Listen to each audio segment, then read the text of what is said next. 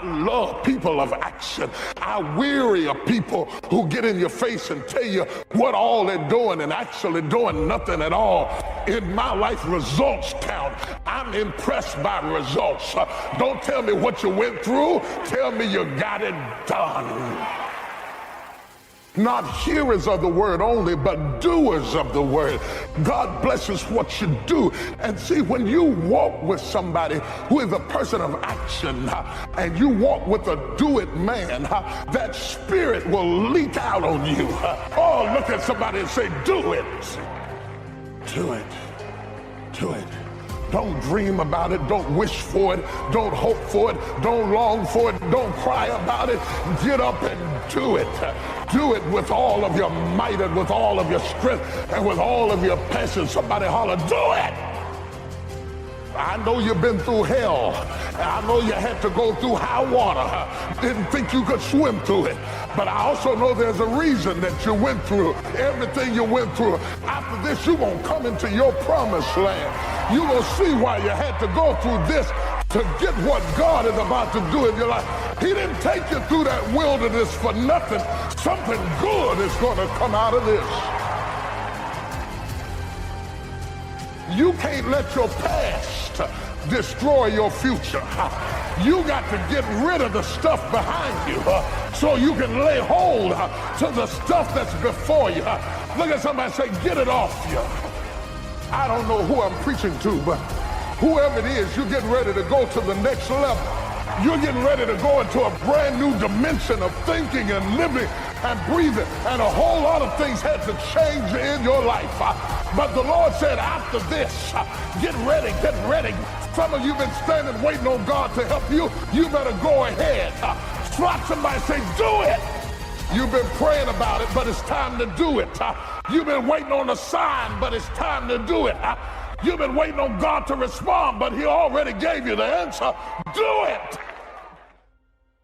Give it everything you got. Put your heart in it.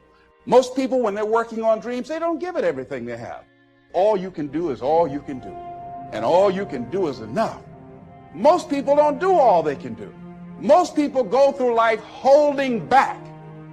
Answer your calling. Whatever you're called to do, don't count yourself out. Don't say, I can't do that. Many of us go through life saying no, and you don't even know what you're saying no to. You don't know what you cannot do if you're not willing to challenge yourself. Whatever it is that you don't know how to do right now, you can learn. I did not know how to speak for major corporations. I didn't know how to do that. But I decided to become a student. If you do your research, if you do your homework, if you make the commitment that I'm going to learn, when you look at what do I have going for me and drop your buckets where you are, decide I'm going to work and get myself together. A guy named Jim Rohn said, if you develop your gifts will take you places that you'll never begin to imagine. I mean, how bad do you want your goal right now? I think there's a lot of people in the world today, because it's a really niche thing to talk about, I want this is my outcome, this is my goal. Like, how bad do you want? Do you want it as bad as breathing? Do you want it as bad as anything you ever wanted in your life? And if you calibrate it at the highest enough levels, what I found is the people that are the hungriest, they find a way. When you know why you want something, when it's desperation, the power of being desperate is something that most people avoid. They think desperation is a weakness. And I'm here to tell you, desperation is one of the most powerful emotions you could possibly possess, because when you're desperate, you find reserves and reservoirs of ideas, talents, and a strength that you don't know you have when you find yourself in a desperate situation. So ironically, the one thing most people avoid in their life, hunger, which is caused by being desperate. When you're starving, you become desperate. Think of somebody who's starving on the street. How resourceful would you get if your children were literally starving and you had to feed them? So the number one thing we need more than anything to win is hunger, which comes from a state of desperation. Yet we're constantly trying to comfort ourselves in the real world to avoid the state of being desperate. And I'm telling you that I think you need to embrace desperation again in your life. Like, do you want it so bad that you're desperate for it? All of the silly things that happen that we let slow us down is related to our lack of hunger and desperation. And so I'm here to ask you, how desperate are you for what you want? Like, here's what I think. I think most people would just like their goals. They'd like their outcome, but they're not hungry for them. They're not starving for it. They're not desperate for it. But when you start to feel that desperation, it's one of those powerful emotions in the world, because you become so resourceful, you become so determined, and all the noise goes away. See, all of these objections, all of these fears, all of these old stories you tell yourself, all the excuses that you're making, and I love you, so I'm saying this to you, are all going back to a lack of real hunger, real desire, real desperation, because real desperation is beautiful. The most alive you'll ever feel, ironically, is when you're the most desperate. You talk to people who are the closest to death in an accident, and they'll tell you, ironically, it was the most alive I've ever felt, because you're so desperate to survive. You're so desperate to get through it. Yet in life, we try to avoid this all the time. And I'm here to tell you, embrace the desperation. Seek the desperation. Show me somebody hungry. I'll take hunger and desire over IQ, over knowledge, over skills every day of the week, because I can teach you skills. I can teach you the lessons. I can teach you the words, but I can't give you heart. I can't give you hunger. I can't give you desire. I can't give you the courage to be desperate, because desperate people look a little funny. Desperate people don't fit in. Desperate people stand out. You see someone desperate, you're like, whoa, what's going on with them? Desperate people get criticism, and most people would rather not stand out. They'd rather not leave the crowd. They'd rather not take the criticism. They'd rather not take the heat. So most people say, I'd love to be a millionaire. I'd love to win. I'd love my dream relationship. I'd love the best body I could have. I'd love to be happier, but I don't want to look bad doing it. I don't want to seem desperate. I don't want to seem different. I don't want to step out of the crowd. And as long as you're one of those people who won't step out, who won't look a little bit funny, who worries more about what other people think about them than truly winning, you're always going to be held back.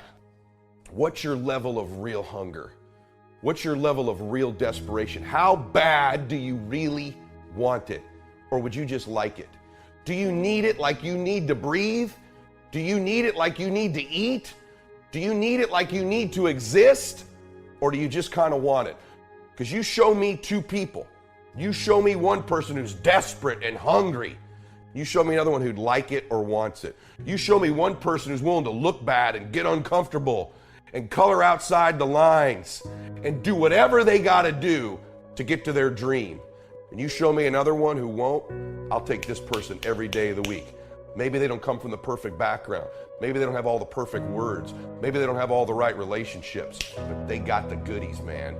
They got the one thing you got to have to win, which is hunger and desire and some heart.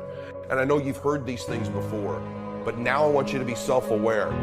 Really, how hungry are you? What are you doing to feed your hunger? What are you doing to feed the fact that you feel like you're starving?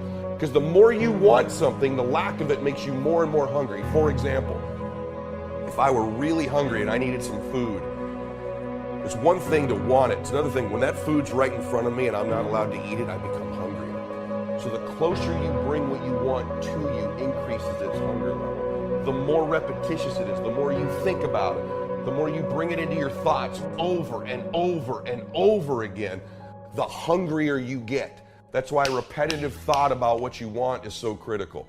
So evaluate that. Am I as hungry as I could be? Am I as starving as I could be? Do I want it so bad I'm desperate for it? Or would I just like it? Would I hope for it?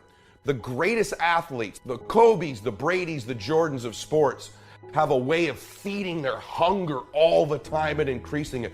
What separates them isn't just their work ethic, isn't just their talent, although those things matter, isn't just they practice more. What separates them is they're just hungrier. They somehow find a way as they climb up the ranks and win championships to get even hungrier for more, where 99% of the athletes lose just a little bit of their edge once they get that first championship, that first pro contract, that first big amount of money, that first world championship. They just lose their hunger a little bit. And then there's the elite. They get hungrier. It feeds the beast. For some of you, have you been hungrier in the past? Let's be honest. And have you lost a little of that hunger where you're just not quite as desperate as you used to be? And so it's feeding your desperation. And the way we do that is we feed it to ourselves over and over again because it becomes something we must have. We have to have it, like we gotta eat, like we gotta breathe. Feed the hunger, feed the desperation, embrace it. Don't try to look so pretty, because this desperate state eliminates all the things that hold you back. Your fears, your worries, what you don't know, what the obstacles are, signs, haters, lack of information, lack of blah, blah, blah. It all goes away when you're hungry.